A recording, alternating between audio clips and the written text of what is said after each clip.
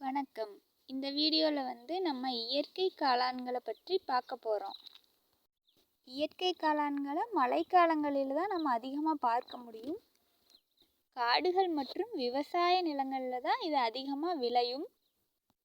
வளர்ப்பு காளானில் இருக்கிற சத்தை விட இயற்கை காளானில் கிடைக்கிற சத்துகள் மிக அதிகம். நிறைய சத்துகள் இருக்குதுன்னு இதை ரொம்ப நாளைக்கு வச்செல்லாம் யூஸ் பண்ண முடியாதுங்க. இதனோட ஆயுட்காலம் ஒரே ஒரு நாள் தாங்க. அதுக்குள்ளே யூஸ் பண்ணிக்கணும். காளான்களில் 2 வகை இருக்குதுங்க. ஒன்று நல்ல காளான், இன்னொன்று நச்சு காளான்.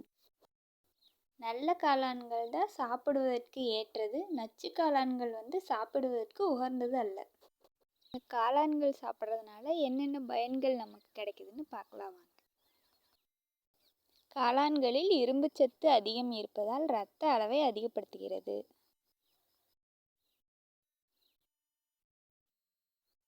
எலும்பு வளர்ச்சியை அதிகப்படுத்துவதற்கும் எலும்புகளை பலப்படுத்துவதற்கும் உதவுகிறது. நார்ச்சத்து நிறைந்து இருப்பதால் உடல் எடையை குறைக்க உதவுகிறது.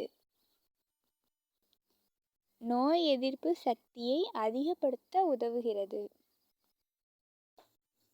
இரத்த சர்க்கரை அளவை குறைத்து கட்டுப்பாட்டில் வைக்கிறது.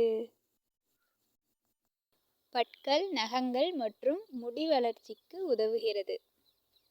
இவ்வளவு பயனுள்ள காளான்களை பயன்படுத்தி பலன் பெறுவோம்.